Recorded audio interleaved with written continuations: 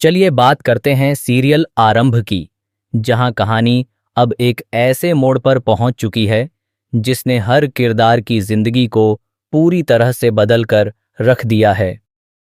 अब यह बात लगभग साफ हो चुकी है कि विहान की किडनैपिंग कोई साधारण घटना नहीं थी, बल्कि इसके पीछे एक बहुत बड़ी साजिश रची गई थी।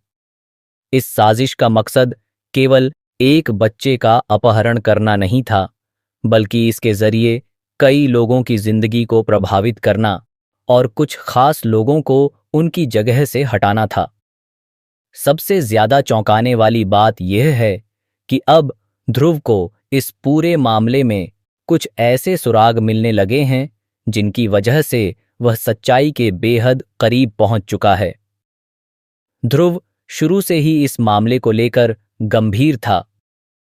उसे कहीं न कहीं महसूस हो रहा था कि जो कुछ भी हुआ है उसके पीछे कोई बहुत बड़ा खेल खेला गया है।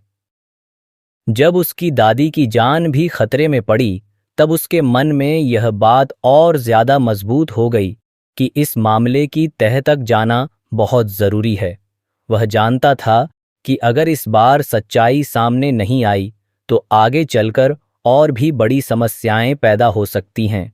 यही कारण है कि उसने ठान लिया कि वह किसी भी कीमत पर असली गुनहगारों का पता लगा कर रहेगा। इसी दौरान पुलिस घर पहुंचती है और मामले की जांच शुरू करती है। घर का माहौल पहले से ही तनावपूर्ण होता है।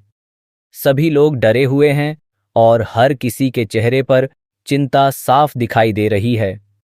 पुलिस एक एक करके सभी लोगों से पूछताछ करती है ताकि कोई ऐसा सुराग मिल सके जिससे जांच आगे बढ़ सके। जब विहान की बारी आती है तो पुलिस उससे बहुत प्यार से पूछती है कि वह किडनैपर कैसा था और उसने उसके साथ कैसा व्यवहार किया।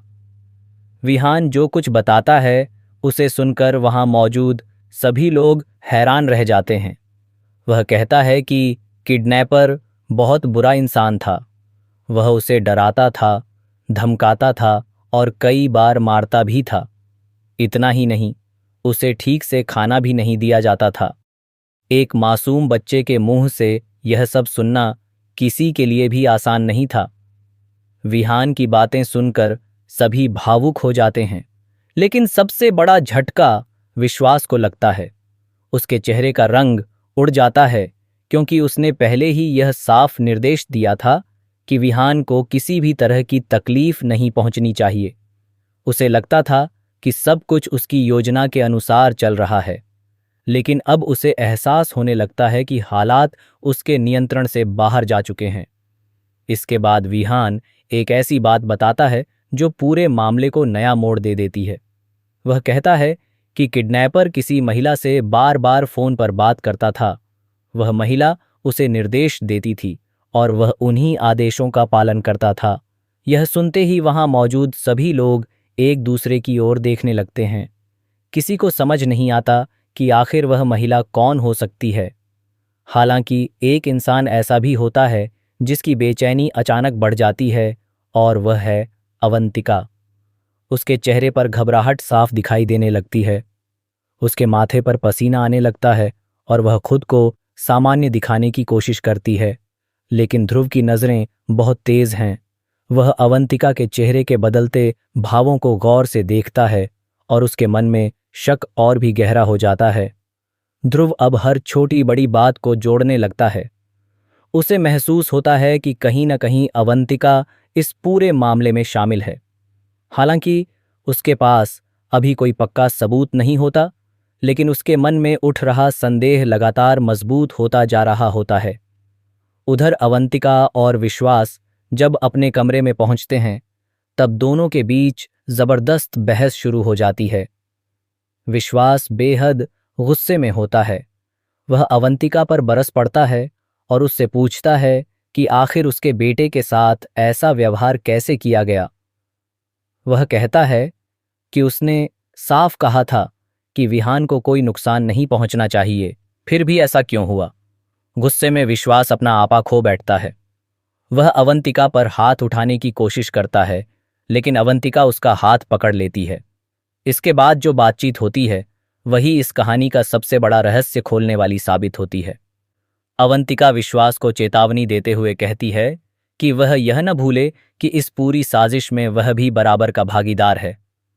अगर उसका सच सामने आएगा तो विश्वास भी नहीं बच पाएगा। यह सुनकर विश्वास कुछ पल के लिए शांत हो जाता है। दोनों एक दूसरे पर आरोप लगाने लगते हैं और उनके बीच तीखी बहस शुरू हो जाती है। लेकिन उन्हें इस बात का बिल्कुल अंदाजा नहीं होता कि उनकी यह पूरी बातचीत कोई और भी सुन रहा है। दरवाजे के बाहर खड़ा ध्रुव उनकी हर बात सुन लेता है। जैसे जैसे बातचीत आगे बढ़ती है, ध्रुव के सामने सच्चाई की परतें खुलती चली जाती हैं। अब ध्रुव को यह समझने में देर नहीं लगती कि इस पूरे खेल के पीछे अवंतिका और विश्वास ही हैं। वह यह जानकर स्तब्ध रह जाता है कि जिन लोगों पर परिवार भरोसा करता था, वही लोग इतनी बड़ी साजिश रच रहे थे। उसके लिए यह सच स्वीकार करना आसान नहीं होता, लेकिन अब उसके पास अपनी आंखों और कानों से सुनी हुई बातों का प्रमाण भी होता है। ध्रुव को यह भी समझ आ जाता है कि इस पूरी साजिश का असली मकसद आरंभ को कमजोर करना था। कुछ लोग चाहते थे कि आरंभ अपनी जगह और सम्मान खो दे, उसे परिवार और समाज की नज़रों में गिरा दिया जाए ताकि वह कभी भी मजबूत होकर खड़ा न हो सके। इसी उद्देश्य से यह पूरा खेल खेला गया था। अब कहानी एक नए मोड़ की ओर बढ़ती है।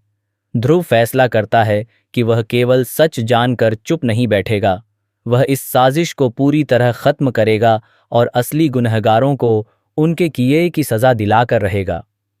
इसके लिए वह बेहद सोच समझकर कदम उठाने लगता है। आने वाले दिनों में ध्रुव टंडन परिवार के और करीब जाने की कोशिश करेगा। वह परिवार के हर सदस्य को समझने की कोशिश करेगा। साथ ही वह उन लोगों पर नजर रखेगा जिन पर उसे शक है। उसका मकसद केवल सबूत जुटाना नहीं होगा,